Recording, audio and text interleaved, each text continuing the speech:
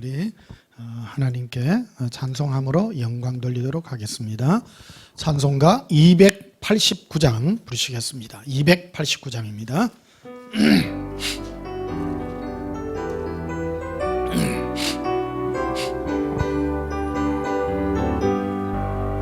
주 예수 내 맘에 들어와 계신 후 변하여 새사람 되고 내가 널 바라던 잠빛을 찾음도 주 예수 내 맘에 고심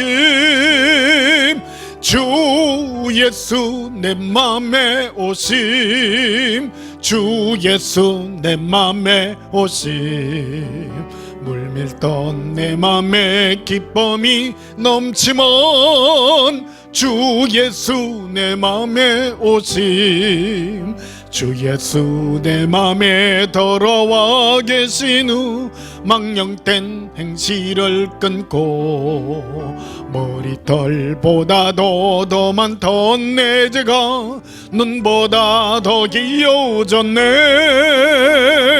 주 예수 내 맘에 오심 주 예수 내 맘에 오심 물밀던 내 맘에 기쁨이 넘치면 주 예수 내 맘에 오심 내 맘에 소망을 언더니 가지면 주 예수 내 맘에 오심 오심의 구름이 사라져버림도 주 예수 내 맘에 고심 주 예수 내 맘에 오심 주 예수 내 맘에 오심 물밀던 내 맘에 기쁨이 넘치면 주 예수 내 맘에 고심 사망의 험침한 올짜기 가다가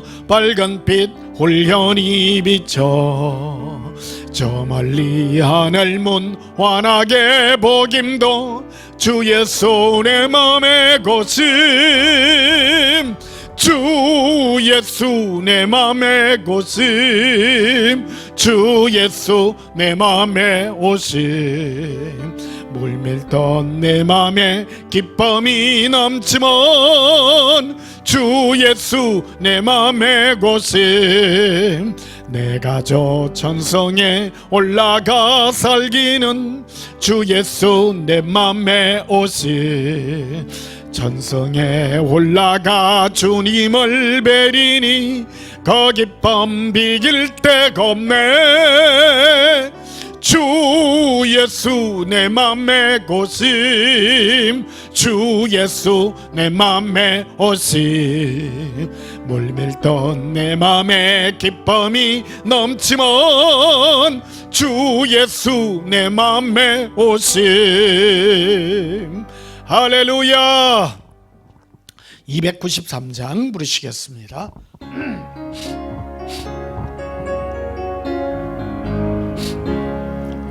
주의 사랑 비칠 때의 기쁨 오네 근심 걱정 물러가고 기쁨 오네 기도하게 하시며 희미한 건 물리쳐 주의 사랑 비칠 때 기쁨 오네 그 큰 사랑 내 마음속에 충만하게 비칠 때의 찬송하니 그 큰 사랑 내 마음속에 화평함과 기쁨 주네 그 큰 사랑 주의 사랑 비칠 때의 이 세상은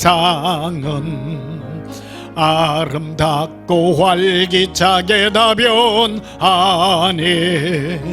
화평 중에 내 영혼 영광스런 새 생명 다시 찾게 되었네 큰 사랑 극한 사랑 내 마음속에 충만하게 비칠 때의 찬송 안에 극한 사랑 내 마음속에 화평함과 기쁨 주네 극한 사랑 주의 사랑 비칠 때의 이 세상은 어둠 슬픈 중한 짐이 다 사라져 우리 둘이 가는 길 밝게 비춰주시며 복을 받게 하시네 극한 사랑 극한 사랑 내 마음속에 충만하게 비칠 때의 찬송 안에 극한 사랑 내 마음속에 화평함과 기쁨 주네 극한 사랑 주의 사랑 비칠 때의 그 광채가 찬란하게 우리 둘러 비치엔디 세상 모두 이기고 천국 생활할 때도 주의 사랑 비치네 극한 사랑 극한 사랑 내 마음속에 충만하게 비칠 때의 찬송 안에 극한 사랑 내 마음속에 화평함과 기쁨 주네 극한 사랑 할렐루야. 예수님의 큰 사랑 우리 마음에 화평과 기쁨을 주는 줄 압니다. 304장 부르시겠습니다.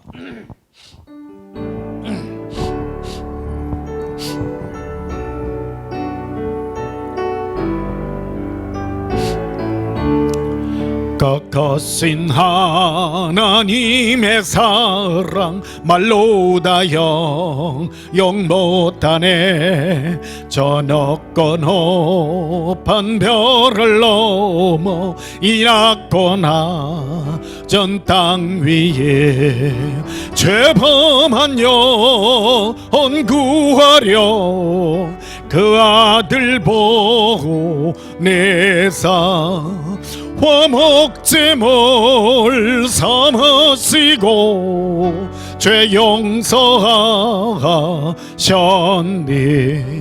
하나님 거신 사랑은 청량 다 먹었하네 영원히 변치 않는 사랑 성도여 찬양하세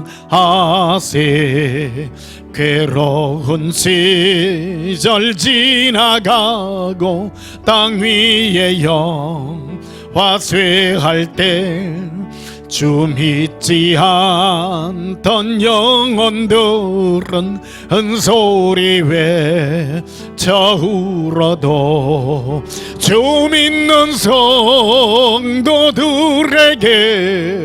큰 사랑 베게 부사 우리의 죄 사했으니 그 은혜 기줄까 하나님 거신 사랑은 청량 다 못하네 영원히 변치 않는 사랑 성도여 찬양하세 하늘을 두루마리 삼고 바다를 먹물 삼아도 한없는 하나님의 사랑 다 기록할 수 없겠니 하나님의 거신 사랑 어찌다 쓸까. 저 하늘 높이 쌓아도 채우지 못하리.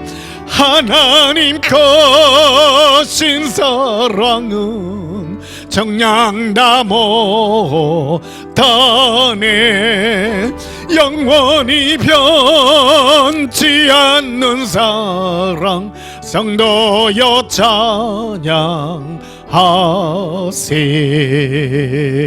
찬양하세. 할렐루야. 영원한 하나님의 그 사랑, 우리를 사랑하사 예수님을 십자가에 넣기까지 한 그 사랑 영원히 찬양합니다. 이 시간 예배 드리기 전에 지난 한 주간 세상 가운데서 우리가 살면서 지었던 모든 허물과 죄악들을 우리 입술로 자백하심으로 하나님 앞에 참회하고 용서받는 시간 가지도록 하겠습니다. 예수님 사랑해 부르짖고 동성으로 기도하십시다. 예수님 사랑해요. 리코레 이르비 리콜레라 아란달라라 어비 헐라라 아발랄라라 비레리 일리 호르빌레 카란달라라 이비렐라 카레라 아바레 아발라바 아빌리비 코레리 아반다라 발라바라레 이루비 하라발레비레 이르쿠론드루비 카레리 엘라라 바라라. 사랑이 예수님, 우리에게 영원한 예수님을 사랑할 수 있는 자유를 주시니 감사합니다. 더 이상 육에 매이지도 아니하고 율법과 고통 속에서도 매이지 아니하며 예수님 안에 영원한 자유를 허락하시니 감사합니다. 오늘도 예수님을 사랑하는 거룩한 신부들이 거룩한 예배로 하나님을 찬양하며 예수님의 사랑의 노래로 예배드립니다. 주 성령이여 우리 마음에 주의 사랑의 은혜를 인쳐 주시옵소서. 예배가 예수님의 사랑만 더 높이는 은혜 예배 되게 하시옵소서. 예수님 이름으로 기원하옵나이다. 아멘. 예배 찬송 381장 부르시겠습니다.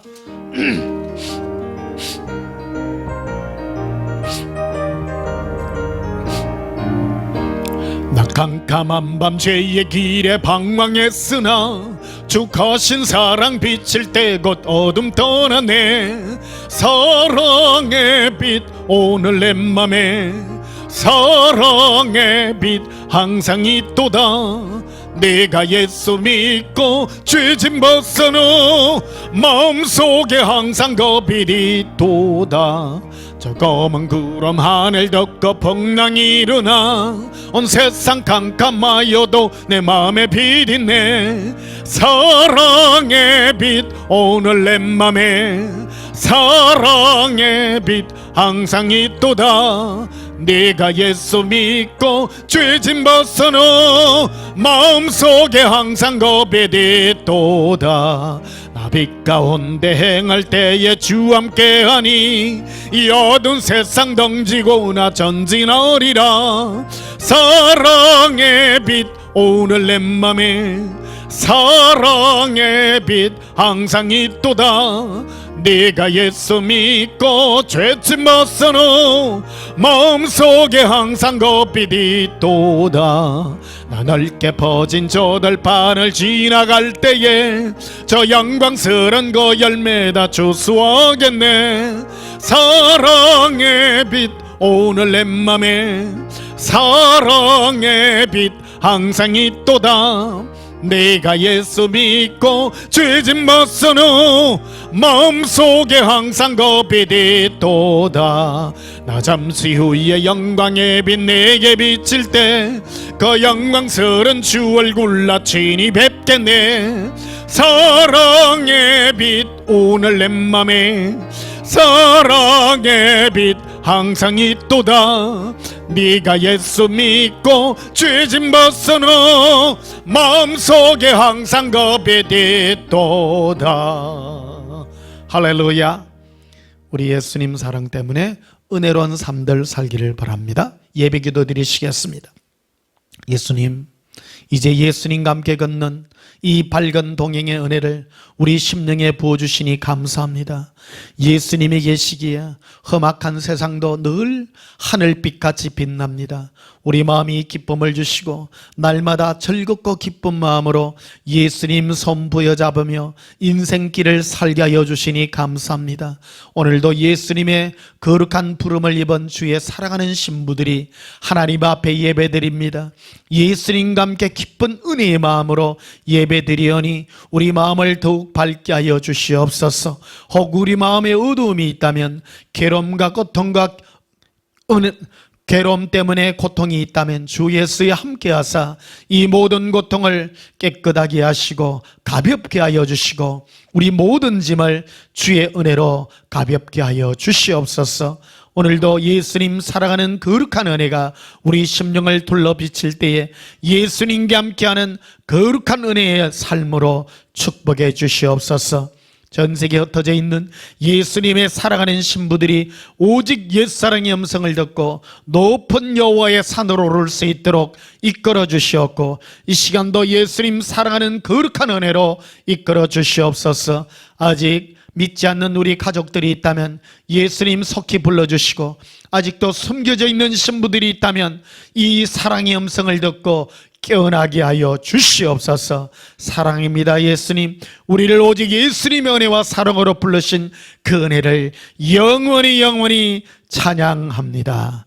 예수님 이름으로 기도하옵나이다. 아멘. 찬송 408장 부르시면서 예물 드리시겠습니다.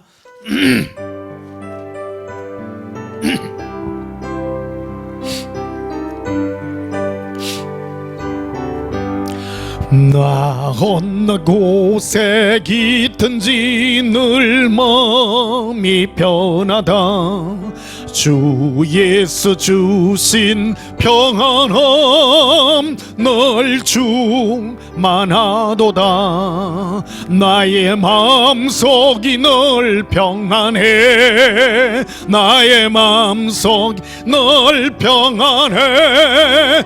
악한 죄 파도가 많으나 마음이 늘 평안해. 내 마음에서 넌 영생수 한없이 오르니 목다심 없이 없으며 널 평안하도다.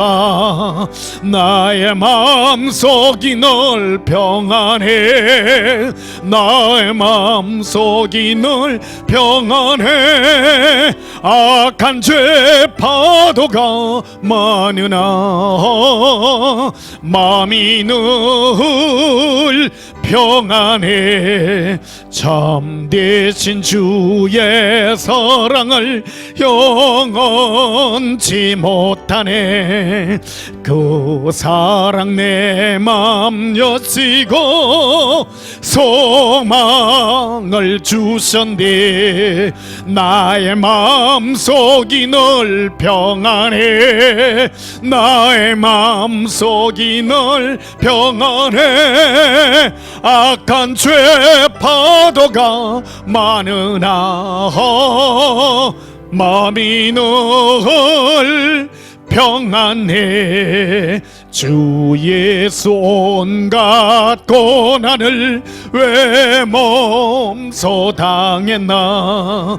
주 함께 고난 받으면 멸류관 얻겠네. 나의 마음속이 늘 평안해. 나의 마음속이 늘 평안해. 악한 죄 파도가 많으나 마음이 늘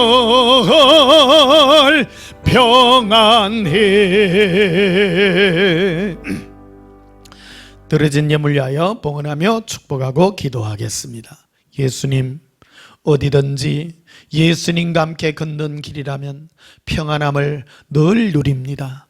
이 험악한 세상, 늑대들의 소굴과 같은 곳에 양의 무리들을 그곳에 보내어 주셨습니다. 우리는 양과 같이 연약하지만 예수님과 함께함으로 어떤 늑대의 위협과 어떤 공격도 두려워하지 않습니다. 그 평안함을 늘 누리며 이 험한 세상을 살아갑니다.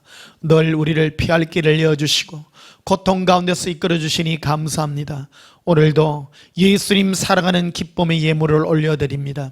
우리 영혼이 온전히 거듭나서 늘 잔잔한 마음으로 드리는 이 예물들을 받으시옵소서. 10의 1을 구분합니다. 우리 생명이 예수님의 사랑으로 거듭나 드려지는 예물이오니 주 예수여 받으시고 허명하여 주시고 우리 인생을 책임져 주시옵소서. 예수님, 감사와 기쁨의 예물들을 드리오니 주의 사랑을 함께 하시고 한결같은 사랑으로 부어 주시옵소서. 감사드리오며 예수님 이름으로 봉헌하며 축복하여 기도하옵나이다. 아멘. 우리 하나님 말씀 보시겠습니다. 하나님 말씀은 시편, 구약성경 시편 9편이 되겠습니다.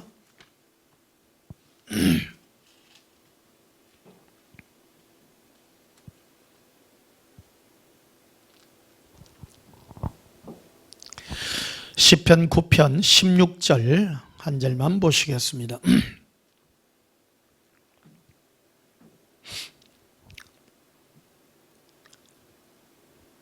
시편 9편 16절입니다. 제가 봉독합니다. 여호와께서 자기를 알게 하사 심판을 행하셨으며 악인은 자기가 손으로 행한 일에 스스로 얽혔도다. 아멘. 오늘 전할 말씀의 제목은 예수 사랑의 마음과 심판이라는 제목으로 말씀을 전가하도록 하겠습니다. 한 열흘 정도 계속 비가 오고 날씨가 후덥지근하고 그랬습니다. 오늘은 여름같이 굉장히 좀 무더운 날씨가 되지 않겠나 이렇게 생각이 되어지기도 합니다. 여러분, 이제 여름이 시작됐습니다. 이제 이 여름을 정말 예수님 사랑하며 손잡고 지혜롭게 한번 날아보시기를 또한 축복합니다. 인생을 이렇게 살다 보면요, 참 여러 가지 괴로움과 고통들을 참 많이 겪는 것들을 보게 됩니다. 그런데 이러한 것들이 우연이란 것은 없습니다. 나에게 주어져 있는 어떤 인생의 어떤 짐들, 가족의 짐도 있고요, 건강의 짐도 있고, 또 여러 가지 죄에 관한 그런 스트레스와 짐들도 있고, 유혹에 관한 것들도 있고요, 나의 연약함 때문에 우리 인생이기 때문에 짊어질 수밖에 없는 그런 고통들이 참 많습니다. 그럼 왜 이런 모든 것들이 있는가 하는 것들을 한번 생각해 볼 그런 시간들을 한번 가져보도록 하겠습니다. 우리 인생은 언젠가는 다 예수님 앞에 다 서게 될 것입니다. 예수님은 우리를 모두 다 심판대 앞에, 백보자 심판 앞에 다 세우게 될 것인데, 예수님은 그때 무엇을 기준으로 우리를 심판할 것인가 하는 것을 한번 생각해 보는 그런 시간입니다. 예수님은 다른 어떤 것도 따지지 않습니다. 오직 예수님의 그 사랑으로 나의 삶 자체, 그리고 나라는 이 존재가 예수님의 사랑으로 얼마만큼 변화되었는가, 그것으로서 상급도 내릴 것이고 모든 영원한 나의 가치를 새겨내게 될 것입니다. 우리는 뭔가를 하고 안 하고 그런 것이 아니라 예수님의 사랑의 화신으로 변화될 때 그것이 바로 영원한 영생이 되고 가치의 기준이 된다, 이렇게 생각할 수가 있겠습니다. 이것들을 그러면 나라는 존재가 어떠한 존재인가 하는 것을 늘 예수님은 우리의 삶 가운데서 흔들어 보여주십니다. 그래서 나에게 스트레스라는 게 있습니다. 가족에 대한 스트레스, 자녀에 대한 스트레스, 요즘 보면 특히 자녀들이 초등학교 정도 다닐 때까지만 해도 애들은 부모님 말을 잘 듣습니다. 예, 어머니하고 뭐 시키는 대로 하고요. 잘 듣습니다. 근데요, 중1까지는 그렇게 말을 듣는데 중2부 때부터는요, 자기 자아가 생기잖아요. 사춘기죠. 중2부터 해가지고 고2까지요. 고3 되면 또 좀 철이 좀 나요. 보면요. 한 3년 정도 요래 애들이 상당히 예를 많이 먹입니다. 예를 많이 먹여서 부모님들이 특히 어머니들이 참 많이 예를 먹는 것들을 많이 봅니다. 이런 것들이 왜 있냐? 이런 것들은 바로 그 자기라고 하는 그 자아가 발달됨으로 인해서 나라는 것들에 참 자기 자신도 잘 모르는 거예요. 내가 어떤 존재인지도, 그리고 자기 안에 있는 욕망과 갈망과 꿈, 이런 것도 자기가 꿈꾸는 꿈도요, 올바른 꿈인지도 잘 몰라요. 인생이란 게 그런 거잖아요. 그러니까 이런 스트레스를 가장 가까운 부모님한테 이런 거를 전가시키는 그런 것들을 참 많이 보게 됩니다. 그래서 많이 고통스러워하고 괴로워하는 것들을 많이 보게 됩니다. 그럼 부모님들은 또 어떻게 이러한 것들을 또 지도하고 이끌어 나가야 될까 하는 그런 많은 고민에 쌓여 있기도 하죠. 중요한 거는요, 부모님도 익어가고 있다는 겁니다. 어떻게 익어가냐? 우리의 방향성은 하나입니다. 예수님의 그 사랑의 마음을 우리가 가져서 영원한 인생을 사는 동안에 예수님의 그 아름다운 사랑의 인품으로 우리가 변화되어 갈 때, 우리는 예수님 앞에 섰을 때 예수님의 그 사랑을 가장 많이 닮은 자로서, 예수님의 마음을 가진 자로서 우리는 예수님 앞에 서게 되므로 영원한 영생의 꿈을 누리게 될 것입니다. 천국은 어떤 나라인가? 천국은 예수님의 사랑으로 다스리는 나라입니다. 모두가 사랑입니다. 그래서 이 땅에 우리가 살면서 뭐를 배워야 되는가? 자그마한 것까지 하나를 가지고도 예수님의 그 사랑을 우리가 마음껏 배울 수 있는 그런 시간을 가져야 됩니다. 사랑이라고 하는 것은 바로 이 모든 고통과 괴로움들 속에서 우리를 만들어 나가는 여러 가지 인생의 하나님의 그 작품이라는 것을 우리는 기억해야 되는 것입니다. 오늘 시편 9편 16절에 보면요, 이리 돼 있습니다. 여호와께서 자기를 알게 하사 심판을 행했다. 예수님은 심판의 기준을 예수님 자신이라고 말하는 겁니다. 우리는 보통 심판하게 되면 모든 악의 기준을 내 양심에다가 두는 경우가 참 많습니다. 내가 볼 때는 이것이 맞고 당신이 틀렸다, 그래서 서로 싸워요. 가치 기준을 자기에다가 두는 것입니다. 심판이라는 것은, 판결이라는 것은 어떤 기준이 있어야 되는 것이죠. 그런데 하나님은 예수님을 두고 심판의 기준을 정했다라는 겁니다. 그래서 우리는 그 기준에 맞게끔 살아야 되는 것이죠. 나의 기준이 아닙니다. 윤리와 도덕의 기준이 아니라 예수님의 기준에다가 맞추어야 된다라는 것입니다. 이것이 바로 우리에게 주어져 있는 인생의 긴 레이스라고 해도 과언이 아닙니다.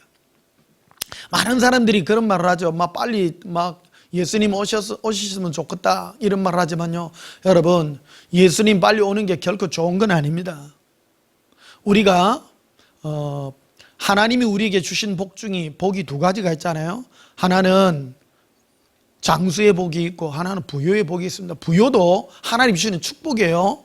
우리는 부요라는 것을 자꾸 이래 터부시하고 안 좋은 것이라고 자꾸 생각하는 경향이 있습니다. 부라고 하는 것도 잘 쓰면 너무너무 좋은 것입니다. 또한 장수가 좋은 거, 오래 사는 게 왜 좋으냐? 오래 삶으로 말미암아 우리에게 어떤 기회가 주어지는데, 우리를 예수님을 닮은 사람으로서의, 예수님의 사랑을 닮은 사람으로서 변화될 기회가 굉장히 많다라는 것입니다. 그것이 우리에게 주어져 있는 인생의 레이스라고 해도 과언이 아닐 것입니다. 그래서 하나님의 심판의 기준은, 선악의 기준은 양심도 아니라는 겁니다. 어떤 가치의 기준이 바로 예수님의 그 마음을 우리의 판단의 기초에다 두고 있다고 이렇게 생각을 할 수가 있겠습니다. 자, 마태복음 11장을 한번 보십시다. 마태복음 11장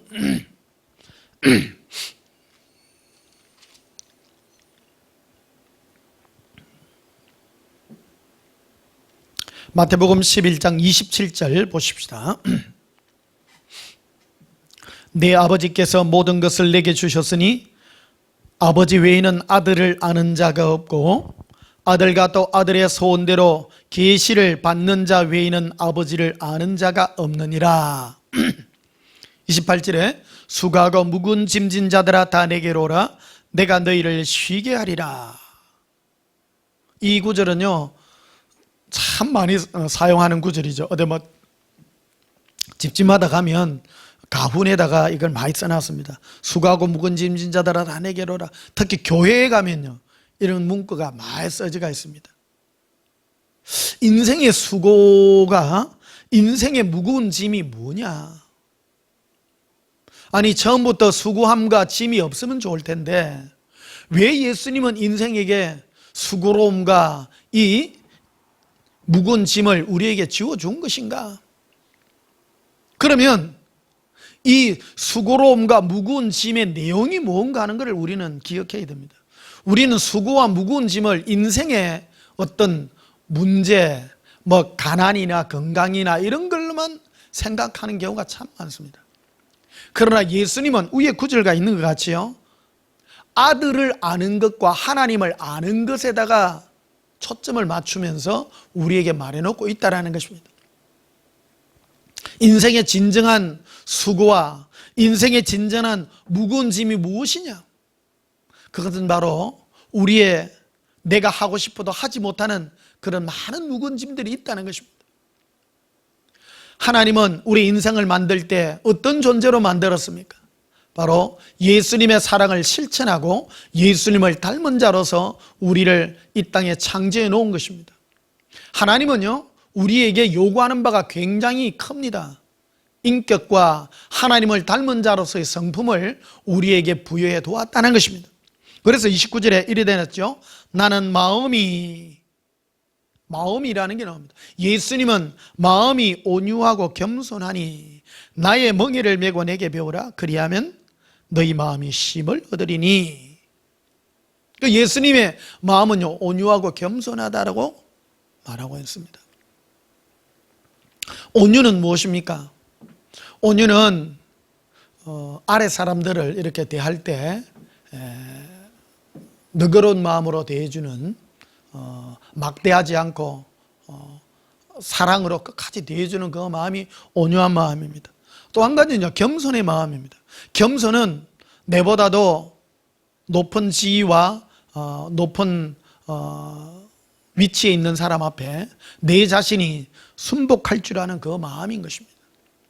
이런 마음들이 바로 예수님의 기본적인 마음의 성품의 가장 기초적인 마음인 것입니다. 예수님도 하나님 앞에서 이런 마음으로 겸손의 마음으로 그래서 예수님을 겸손의 왕이라고 말하지 않습니까? 예수님은 스스로를 높이지 않았다는 것입니다. 또한 계속해서 연결되는 말이 그래서 마태복음 12장에 보면요 이렇게 시작하고 있습니다. 이게 연결된 구절들입니다. 예수님은 마음이 온유하고 겸손하기 때문에 자 보십시다. 예수님은 우리를 초청했습니다. 수고하고 무거운 짐진 자들아 다 내게로 오라. 내가 너희를 나는 마음이 온유하고 겸손하니 너는 내게 와서 배우라고 말하죠.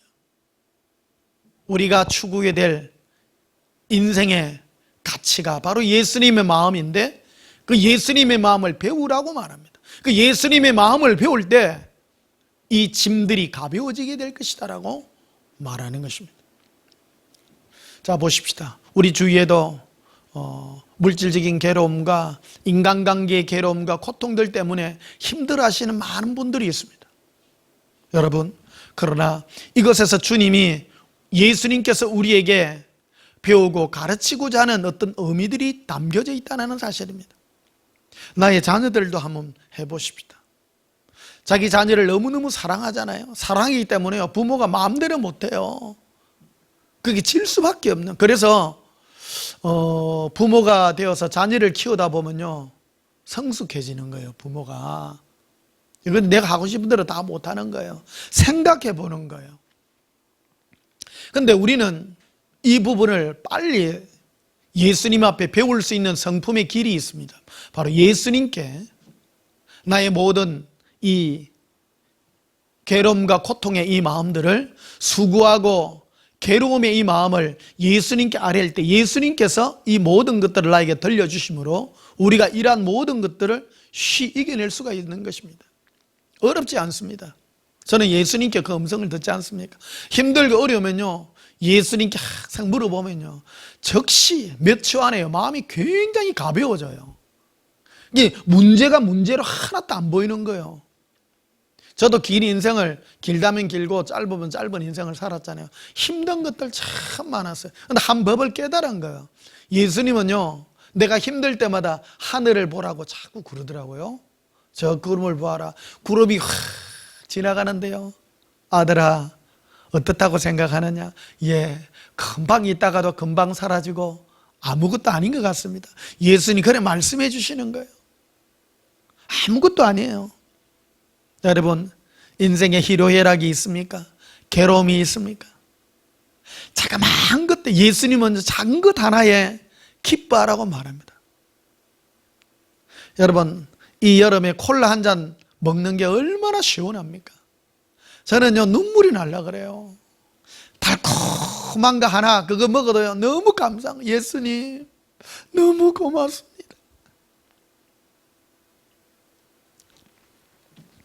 이 구절은요, 마태복음 11장 25절부터 시작한 그 구절이에요. 이렇게 되어 있습니다.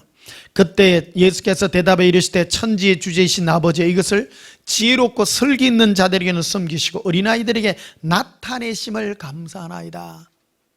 어린아이라고 말합니다. 지혜롭고 슬기로운 자들은 자기가 뭘 많이 안다고 생각합니다.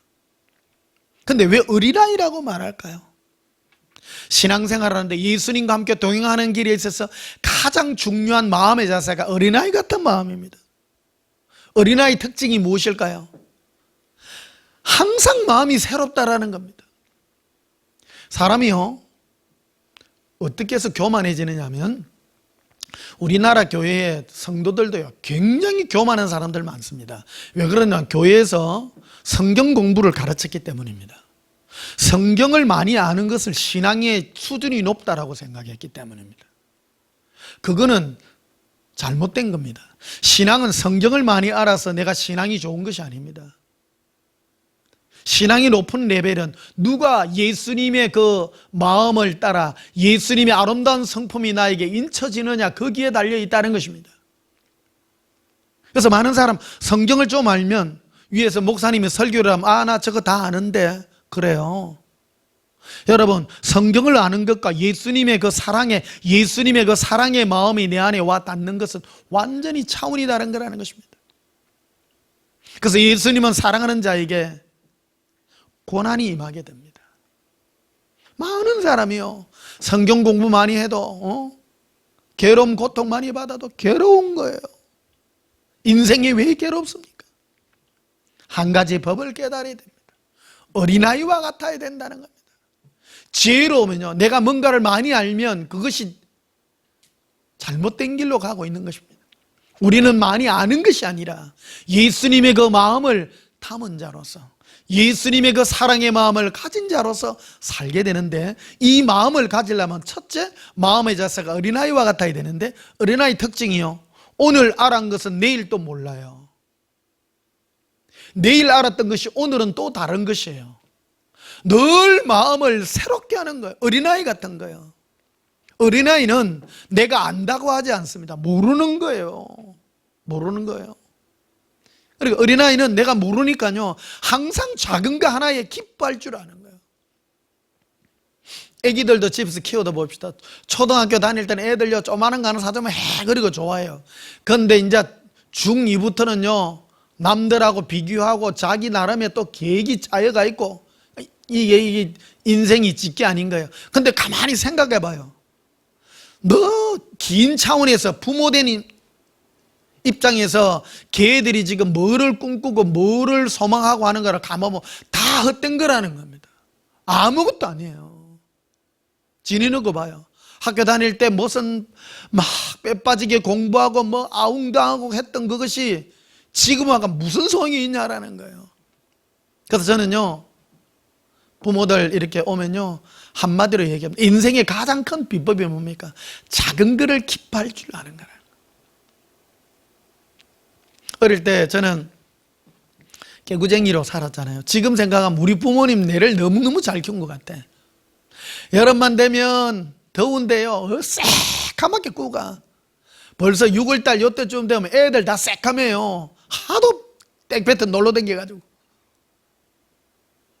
매일 칼싸움하고 총싸움하고 산에다가 기지 진지 지어놓고 별거 아닌데 뛰댕기고 하루 종일 놀다 보면 저녁에 이제 밥 먹고 덜루가 있으면 온 몸이 아파가지고 아이고 아파라 그러면 아버지가 좀 살살 뛰댕기래. 살살 매일 저녁마다 그런 기억나요. 여름 되면 또 산에 배짱이 막 잡아가지고 막 한 바구니 잡아가지고 막 밤 되면 빽빽빽 소리나 한여름에요. 그거 다 잡아가지고 병아리 닭 모이 다 주고 그래 키우고 참 그랬던 기억이 많이 납니다. 그 제일 곤충들 중에 제일 인기 있는 게 물방개 아닙니까? 물방개는 잘 안 죽거든요. 보통 배짱이, 메뚜기, 뭐 귀뚜라미 이런 거 잡아놔면요 한 2, 3일 안에 다 죽어요. 다 죽는데 제일 오래 사는 게 물 안에서 제일 오래 살고 빡시게 사는 게 물방개예요. 왕물방개. 이래 커요. 새까만데 푸른 빛이 도는 그 물방개. 그거는 잡기도 힘든 거예요. 구랑제 때 가면 물방개 가지고 이래 뽑기 그거 하잖아요. 물방개를 이렇게 중간에 동그란 데 엮고 딱 칸막이 만들어가 상품들 딱 해놔놨잖아요. 그 물방개 하나 딱 떠가지고 물방개 딱 집어요 뭐 헤엄쳐가지고 딱 하면 그 당첨돼가 그거 하는 거. 그러니까 왜 물방개 쓸까요? 물방개 잘 안 죽어요 그게. 그러니까 우리 집 앞에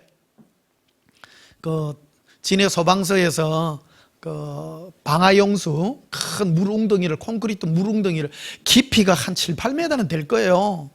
물을 꽉 채워놔요. 그러니까 밑이 안 보일 정도로 물이 시퍼럴 정도로 꽉 채워놨는데 거기에 물방개가 와서 사는 거예요. 그게 물방개가 날아오나 봐. 그러니까 물방개가 물 표면에 있는 것이 아니라 물 표면에서 30cm, 50cm 밑에 그 밑에 딱 붙어 있어요.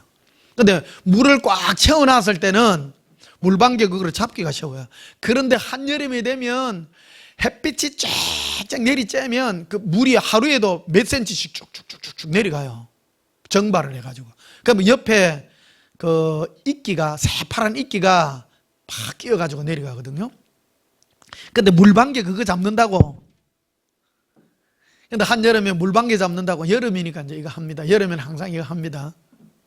물방개 잡는다고 손을 였는데 저 밑에 있는 거예요. 여타가 붕덩 빠져본 거예요. 근데 그 턱하고 거기하고 높아나니까 물속에서 막 당황이 되니까 수영도 그냥 물을 막 몇 번 먹은 거예요. 그러니까 우리 친구 못난이가 평상시 하던 말이 있어요. 호철아, 사람이 물에 빠져갖고 물을 3번 물속에서 물을 3번 먹으면 죽는다. 이게 물을 3번 먹으면 안 돼요. 물 2번 먹을 때까지 물 3번 먹으면 가라앉기 때문에. 그런데 물속에 빠져가지고 막 당황이 되니까 올라가야 되니까 힘은 빠지고 옆에 벽을 잡으니까 벽이 안 잡히는 거예요. 물 깊잖아요. 당황이 되니까 물이 꼬르륵 들어가요. 막 물 꼭 들어가면요, 코 안에 물 들어가면 찡하거든요. 그러니까 2번인가 하여튼 3번인가 물에 허우적거리가 들어갔어요. 그런데 누가 거기에 풍덩 들어와가지고 뇌를 탁 안아가지고 탁 올려주는 거예요. 그 외출 예방 나왔던 해군 아저씨가 하얀 세라복, 옛날에는 외출 놓을 때, 외박 놓을 때 이 해군들 병들, 수병들 하얀 옷 여름에 정장 입고 이 모자, 빵모자 그거 하얀 거 쓰고 그래 옷 쫙 데려갖고 그래 구두 반짝반짝 해가지고 가거든요. 근데 지나가다가 내가 허우적거리니까 들어와가지고 내를 건져준 거예요. 딱 그래가 건져주니까 고마워가지고 요래 탁 미안가 있는데 그 옆에 지나가는 아줌마가 야야 니 오늘 천우이다. 어? 천우로 네가 살았다.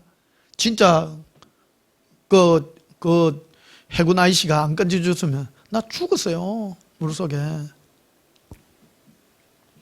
애 얘기하다가 여기까지 갔습니다. 어린아이의 특징이 무엇입니까? 어린아이는요 마음을 늘 새로운 거예요. 내일도 걱정하지 않습니다. 가치와 판단의 기준을 나에게 두지 않습니다. 그런 마음이 있을 때 우리는 예수님께 갔을 때 예수님은 바로 나를 고칠 수 있는 것입니다. 내가 똑똑하다고 나는 다 안다고 어른과 같은 생각을 가지고 있으면 예수님의 그 마음이 결코 나에게 오지를 않는 것입니다. 교만은요 지식은 교만하게 하거든요. 많은 사람은 나는 안 교만합니다 그래요. 그런데 여러분 많이 아는 사람은 교만해질 수밖에 없는 거예요. 내가 안다고 하는 것을 내려놔야 돼요. 우리는 무슨 소유를 내려놓는다 이런 생각을 많이 하는데 아는 걸 내려놔야 돼요. 내가 아는 게 다가 안 맞다 이거예요. 그래서 내가 알고 있는 성경 지식이 이게 네가 다가 아니다라는 거예요. 제일 중요한 것은 예수님의 마음을 담는 것입니다. 그래서 마태복음 12장 1절에 이렇게 되어 있습니다. 시작합니다. 그때에 예수께서 안식일에 밀밭 사이로 가실새 제자들이 시장하여 이삭을 잘라 먹었다 이거예요. 2절에 바리새인들이 보고 예수께 말하여 보시오 당신의 제자들이 안식일에 하지 못할 일을 하나이다. 이게 바로 예수님께 가서 온유와 겸손의 마음을 배우는 데 있어서 제일 먼저 실제적인 예시의 상태가 이 마태복음에 기록이 되어 있는 것입니다. 온유와 겸손의 마음은 어떤 마음을 가질 때 배워지느냐? 어린아이와 같은 마음일 때 배워진다는 것입니다. 이 바리새인들은 뭔가 많이 아는 사람입니다. 그래서 하나님이 내신 그 잣대로서 말하죠. 예수님께 와서 보시오 예수여 당신의 제자들이 안식일을 지켜야 되는데 안식일도 안 지킬 뿐만 아니라 왜 나무 이삭을 밀 이삭을 훑어가지고 도둑질해가 먹습니까? 두 가지가 걸린 거예요. 골치 아픈 일 아닙니까? 그럼 하나님은 계명을 폐하는 분입니까? 오늘 이 부분들이 어떤 부분인가 하는 것을 알아야 된다는 거예요. 자, 가만히 생각해 보십시다. 우리가 누군가를 대할 때 꼭 법으로 어떤 원칙으로 대해서는 곤란하다라는 겁니다. 예수님은 제자들을 어떻게 대했고 많은 사람들을 어떻게 대했는가?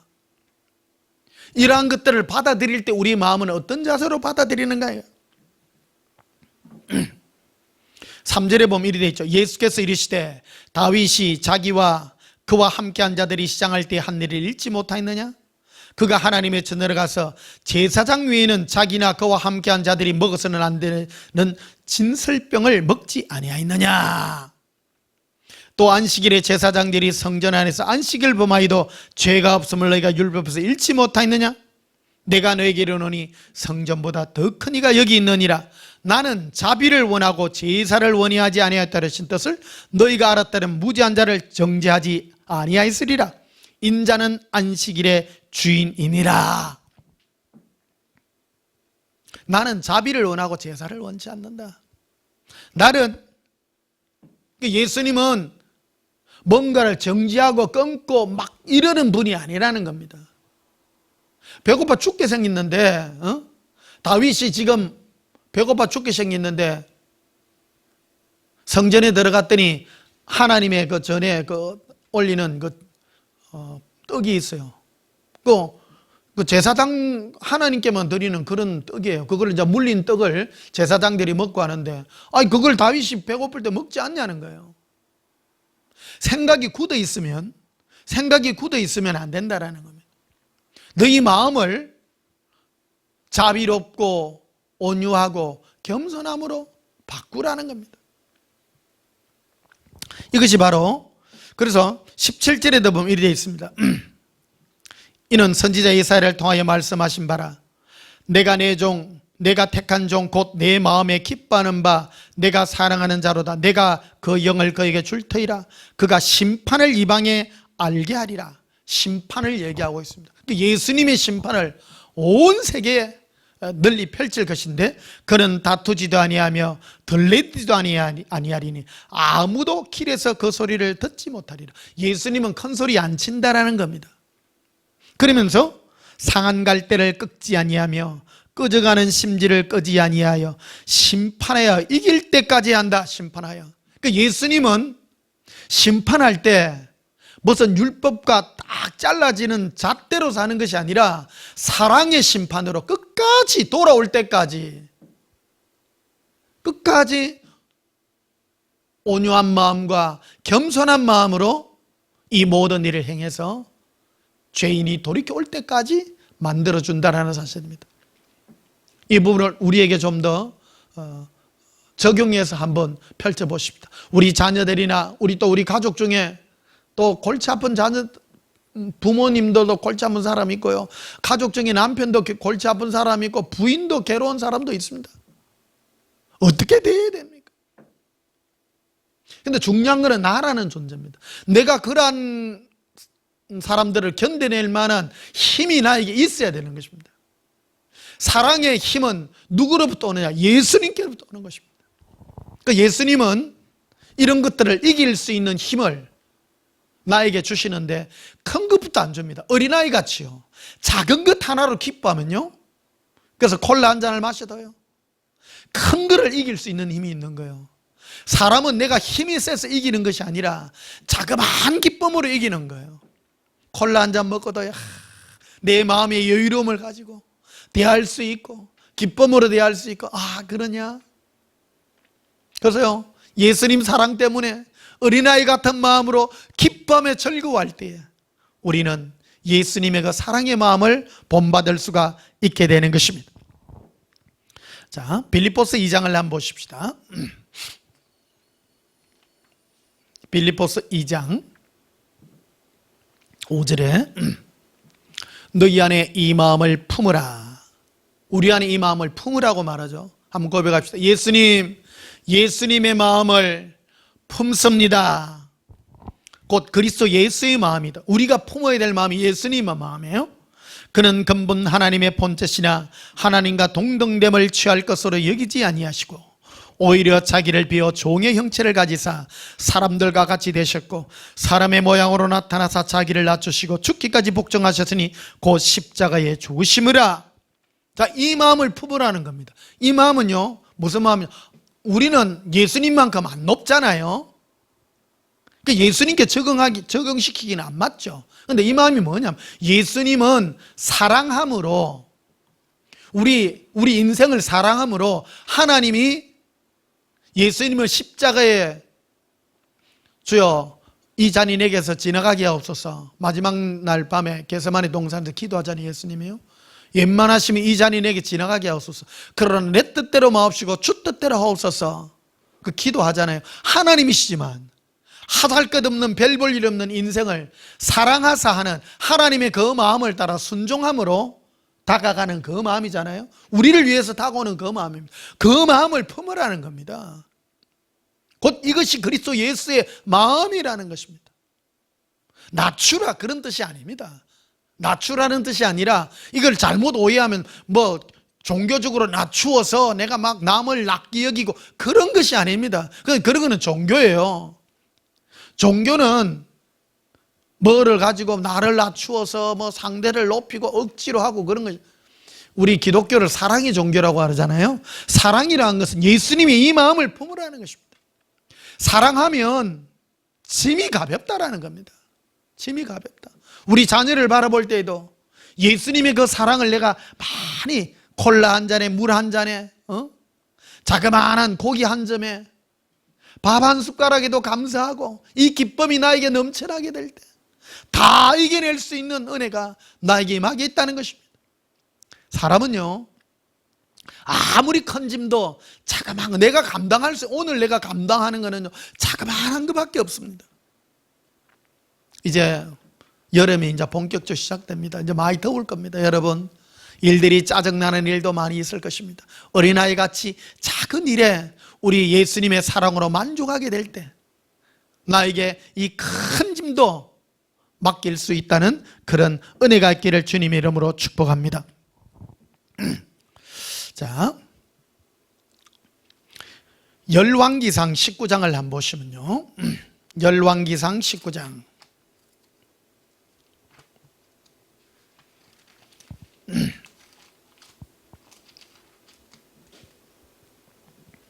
열왕기상 이 550페이지입니다. 구약성경 열왕기상 19장 11절. 여호와께서 이르시되 너는 나가서 여호와 앞에서 산에 서라 하시더니 여호와께서 지나가시는데 여호와 앞에 크고 강한 바람이 산을 가르고 바위를 부수나 바람 가운데 여호와께서 계시지 아니하며 바람 후에 지진이 있으나 지진 가운데서 여호와께서 계시지 아니하며. 엘리야는 하나님을 오해했습니다. 하나님 무슨 능력과 파워로 와가지고 사람을 그 큰 두려운 현상 앞에 무릎 꿇리려고 생각하는 겁니다. 이거를 한번 봤죠. 엘리야는 갈멜산에서 주여 저 저단에 불을 내리사 저 제단불을 불로 태우소서, 그래가지고 막 불을 태우는 그런 엄청난 그거를 자기는 경험하기도 했습니다. 그러나 진정 하나님은 엘리야에게 말하고 하는 겁니다. 사람이라고 하는 것은 어떤 힘 앞에 굴복되는 것이 아니라 예수님의 잔잔한 사랑 앞에서 이 모든 것들을 변화시키고자 하는 하나님의 뜻이 있음을 가르쳐 주는 것입니다. 12절에 보면 이렇게 되어 있습니다. 또 지진 후에 불이 있으나 불 가운데도 여호와께서 계시지 아니하더니 불 후에 세미한 소리가 있는지라. 14절에 보면요, 엘리야는 이렇게 말하고 있습니다. 그가 대답하되 내가 만군의 하나님 여호와께 열심히 유별하오니 이는 이스라엘 자손이 주의 언약을 버리고 주의 제단을 헐며 칼로 주의 선지자를 죽였음이오며 오직 나만 남았거늘 그들이 내 생명을 찾아 빼앗으려 하나이다. 엘리야는 하나님 앞에 열심히 특심해가지고 막 강력하게 막 주장하고 나가는 것이 하나님의 뜻이라고 생각한 겁니다. 그런데요, 하나님은 하나님의 뜻이 그렇지 않다는 것을 가르쳐 주는 거예요. 여러분 가만히 생각해 보세요. 우리 인생을, 예수님이 인생을 하나님의 능력과 파워로 우리를 굴복시키려고 하면 12영도 더 되는 천사를 동원해 갖고요, 나쁜 놈들 머리 딱딱 다 때리고 나쁜 사람 다 처단하고 권선징악을 다 해버리면 인생 깨끗하잖아요. 그런데 예수님은 결코 그러하지 않는다는 것입니다. 예수님은 끝까지 사랑으로 베푸니까 이게 예수님의 심판인 거예요. 악한 자라 할지라도 끝까지 사랑으로 베풀어서 그가 스스로 돌이키를 원하고, 선한 자는 예수님의 사랑을 받으면 받을수록 더욱더욱 녹아가서 예수님의 사랑 가운데 더욱 깊이 들어오는 것이 바로 예수님의 손길이었다라는 사실입니다. 그런데 엘리야는 이걸 오해했다는 겁니다. 엘리야는 하나님의 선지자인데 내가 하나님 편에 서서 힘있게 나가면 하나님이 내 편 들어줄 줄 알았는데 예수님은 그러한 것들을 말하지 않았다는 것입니다. 그래서 로마서 11장을 한번 보시면요, 로마서 11장 한번 보십시다.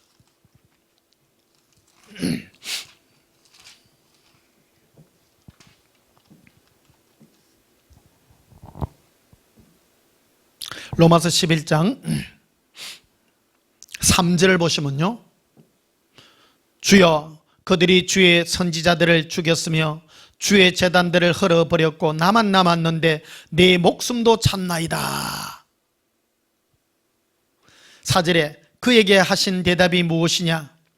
내가 나를 위하여 바알에게 무릎 꿇지 아니한 사람 7,000명을 남겨두었다 하셨으니. 자 봅시다. 하나님도 봅시다. 하나님은 일할 때 이 땅에 주의 선지자라 하면 하나님이 직접 나서서 나쁜 사람들 막 주여 저들을 멸하소서 하면 막 불이 내리고 막 이러면 얼마나 스펙타클하고 멋있겠습니까? 그런데요, 하나님은 그래 하지 않다는 겁니다. 엘리야 너만 특별히 해서 내는 특별해 가지고 그 엘리야는 사실은요 버릇 잘못 들인 거예요. 어째 보면. 근데 엘리야 한 사람은 이렇죠. 그러나 바알에게 무릎 꿇지 않는다 7천 명이 있다는 겁니다. 근데 엘리야 자기의 입장으로 볼 때 전부 배신자라고 생각했다는 겁니다. 여러분, 마음의 중심은요, 예수님은 누구를 어떻게 판단하냐가 중요하다는 겁니다. 겉으로 막 기치를 들고 한다고 해서 그가 하나님 편이 아니라는 겁니다. 그 당시에 우리는 뭐 내 목숨을 걸고 주를 향하여 목숨을 걸고 하면 예수님이 기뻐할 줄 알아요. 예수님은 그런 거 기뻐하지 않습니다. 예수님은요 내 생명을 귀히 여기는 자를 귀히 여깁니다. 내 영혼을, 내 육체를 마음껏 쓰면 안 됩니다. 막 마음대로 쓰고 위험한 데 가서 막 부르짖고 막 그런다고 예수님이 결코 좋아하지 않는다는 것입니다. 엘리야 시대 때 많은 사람들이 목숨이 두려워가지고 벌벌벌 떨고 있지만 예수님은 그 중심을 보시고 바알에게 무릎 꿇지 않는 자 7천 명을 남겨두었다고 이렇게 말씀하시는 것입니다. 그래서 뭐라고 말씀하냐면 22절에 보면 이리 되어 있습니다. 그러므로 하나님의 인자하심과 준엄하심을 보라. 하나님은 한없는 사랑과 한없는 엄격함이 있습니다. 한없는 엄격함이 있습니다. 그런데 너가 뭐를 붙잡을 것인가가 중요하다는 겁니다.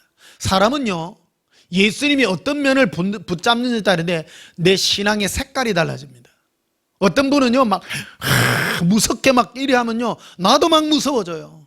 엘리야 같이 주여 저를 펴라소서. 예수님의 제자 중에도 요한이라는 제자가 그랬잖아요. 뭘 하는데 주여 저들이 예수님의 일하는데 방해가 됩니다. 하늘로서 불을 내려서 저를 벌하소서. 예수님이 아스라 절대 그런 일을 하지 말으라고 예수님이 오히려 꾸짖는 것을 보게 됩니다. 예수님은 이 땅을 왜 한없이 약해 보이고 힘없어 보이는 십자가의 방법을 사용하여 예수님이 그러한 일들을 우리에게 하셨나 하는 것을 기억해야 되는 것입니다. 인간이라면요 이거를 캐치할 줄 알아야 되는 것입니다. 우리는 예수님 앞에 설 것입니다. 어떤 자가 예수님의 칭찬을 듣고 예수님 앞에 더 강한 자로 설 것이냐. 우리 이 땅에서 많은 사람이 엘리야같이 부르짖고 막 선악을 위해서 막 부르짖고 하는 자를 하나님이 기뻐할 줄로 생각합니다. 그런 자도 하나님이 기뻐하지만 예수님이 더욱더욱 기뻐하는 자는 이 땅에 너의 목숨도 귀히 여길 뿐만 아니라 너와 관계된 사람을 끝까지 사랑으로 감사하며 예수님이 그런 온유와 겸손의 마음으로 감사하며 나아갈 수 있는 끈기 있는 그 심령을, 그러한 자들을 더욱 기뻐한다는 것을 기억해야 될 것입니다. 그래서 22절에 이렇게 되어 있죠. 그러므로 하나님의 인자하심과 준엄하심을 보라. 넘어지는 자들에게는 준엄하심이 있으니. 넘어지는 자들이요 실족하게 넘어지는 자들입니다. 어떤 자들이요 제일 많이 넘어지면 하나님 앞에 막 해가 가잖아요. 엘리야가 그랬잖아요. 엘리야가 그 얘기예요. 이게 열왕기상 19장에 그래 주여 내가 여호와를 향해 열심히 특심해가지고 내가 이랬는데 다른 자들은 다 타협하고 하나님 앞에 다 도망가고 막 예스맨이 내가 다 있는데 내만 열심히 특심해 갔습니다. 주여 왜 나를 이렇게 하십니까? 언제 도와줄 때는 언제고 지금 내가 죽게 되었나이다. 엘리야가 지금 시험 들어가 있는 거예요. 그때 예수님이 하신 말씀 아니에요. 많은 사람이요 목사님들 중에 그런 사람 참 많아요. 주여 내가 열심히 나도 그랬거든요 옛날에요. 하나님 향해 열심히 하면 하나님이 내 편 들어줄 줄, 내 편 안 들어주는 거예요. 안 들어주는 거예요. 지금도 동일합니다. 여러분 무엇을 붙잡을 것인가? 하나님의 준엄하심을 붙잡을 것인가? 예수님의 인자심을 내가 붙잡아서 살 것인가? 그래서 넘어지는 자들은 이 준엄함을 붙잡은 자들이에요. 무섭게 하고 막 이게 무섭게 하면 막 하나님 내 편 들어줄 줄 생각해. 그러니까 안 되거든요. 그러니까 막 넘어지는 거예요. 자, 22절 다시 봐요. 그러므로 하나님의 인자하심과 준엄하심을 보라. 넘어지는 자들에게는 준엄하심이 있으니 너희가 만일 하나님의 인자하심에 머물러 있지 않으면 그 인자가 너에게 있으리라. 그렇지 않으면 너도 찍히는 바 되리라. 자, 봅시다. 우리는 한없는 예수님의 사랑으로 부름받아 구원받은, 끝없는 사랑으로 구원받은 자입니다. 예수님이 법대로 우리를 잘랐다면 진작 우리는 희망 없었습니다. 우리의 삶도 그렇습니다. 긴 인생 사는 것입니다. 여러분들에게 장수의 복이 있기를 축복합니다. 오래 사셔야 됩니다. 오래 사셔야 내 마음에 예수님의 인자가 인쳐집니다. 인쳐집니다. 여유로움이 있는 것입니다. 인생은요, 하루아침에 끝나지 않습니다. 해답이 금방 있는 게 아닙니다. 지내놓고 보면요, 그때 그랬구나. 요즘 지난주에는요, 참 좋은 소식들 많이 들었어요. 몇몇 분들이 암들도 다 치유받고 해가지고 너무너무 기뻤어요. 너무 기뻤어요. 여러분, 암 치유받은 것도 기쁘지만 제가 바라보는 것은 그러한 속에서 예수님을 바라보며 끝까지 인내하고 겸손하며 끝까지 예수님 바라보는 그 모습이 아름다웠어요. 사람이 기고만장하면 교만해집니다. 그러나 예수님 앞에 겸손할 수 있는 그 마음이 얼마나 아름다운지, 질병까지도 예수님 앞에 겸손한 마음으로 나를 다듬는 그런 수단으로 내 자신을 사용한다면 그것만큼 아름다운 것이 없기 때문인 것입니다. 자, 베드로전서 2장을 봅시다. 베드로전서 2장.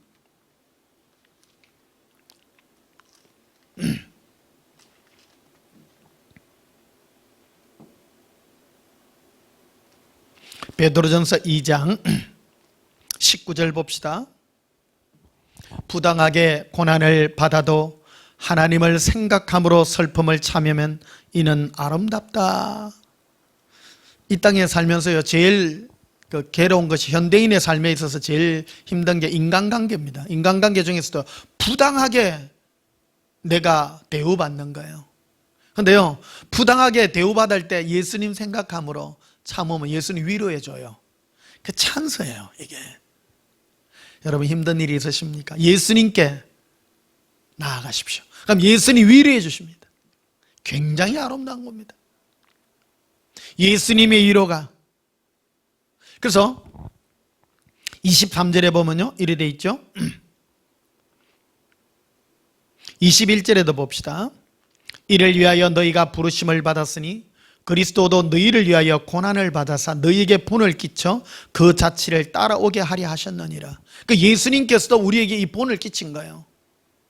예수님이 막 부당하게 고난당하고 채찍맞고 괴로움 당했지만 끝까지 참으시며 사랑함으로 우리를 참고 온 것 같이 우리에게도 그러한 길을 걷기를 원하시는 겁니다.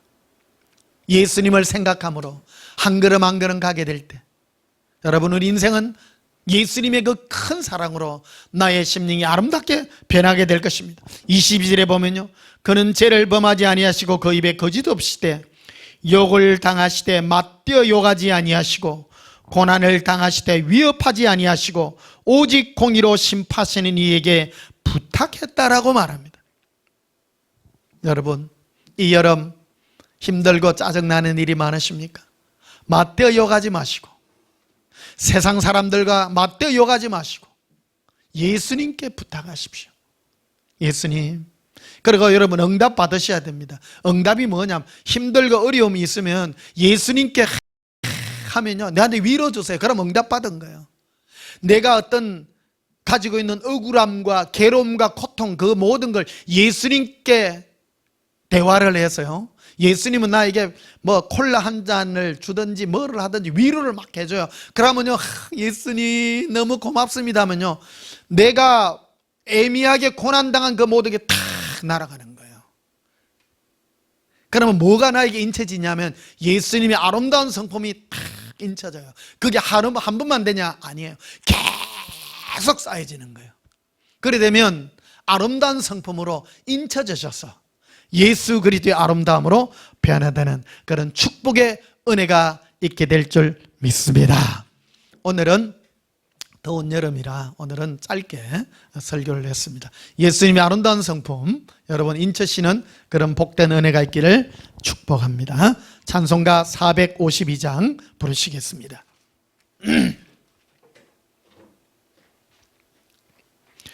찬송가 452장입니다. 452장.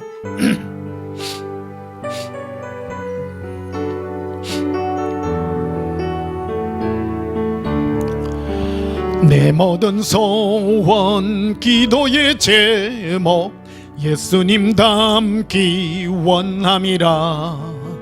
예수님 형상 나 입기 위해 세상에 보호하기 잔데 예수님 닮기 내가 원하네. 날 구원하신 예수님을 내 마음속에 지금 고도사 주님의 형상 인치소서. 무한한 사랑 풍성한 긍휼 슬픈 자 위로 하시는 주. 길 잃은 죄인 부르는 예수 그 형상 담게 없소서. 예수님 닮기 내가 원하네. 날 구원하신 예수님을 내 마음속에 지금 거둬서 주님의 형상 인치소서. 겸손한 예수 거룩한 주님 원수의 멸시 참으시사. 우리를 위해 고난을 받은 구주를 닮게 없소서. 예수님 닮기 내가 원하네. 날 구원하신 예수님을 내 마음속에 지금 고도사 주님의 형상 인치소서. 특히 남자들 중에는요, 자기 자존심이 짓밟혔을 때 자기를 못 견뎌하는 경우가 참 많습니다. 여러분, 그때가요, 여러분이 예수님 앞에 점수 딸 때입니다. 내 자존심 꺾일 그때 예수님 바라보면서 나아가 보십시오. 예수님이 굉장한 위로를 주십니다. 그리고요, 실제로 나를 낮추십니다. 내가 높은 자리에 있으면요, 사람 모든 거 버리기 힘들거든요. 그거를요, 낮출 수 있도록 인도해 주십니다. 그러면요, 겸손하게 따라가십시오. 예수님 바라보면 하나도 부끄럽지 않습니다. 수치를요, 부끄러워하지 마시고 예수님 바라보면 내 마음에서부터 기쁨이 확 솟아납니다. 그런데 위로가요, 큰 게 아니라 자그마한 위로들로 나에게 채워줘서 나를 그러한 형상으로 인치시는, 온유와 겸손의 인상으로 인치셔서 예수님 앞에 섰을 때 나를 닮은 누구요? 내가 내게 영원한 나 예수의 사랑의 보좌를 허락하리라. 예수님이 허락해 줄 줄 믿습니다. 기도하시겠습니다. 예수님 사랑합니다. 우리의 모든 소원은 예수님 심령 담기를 원합니다.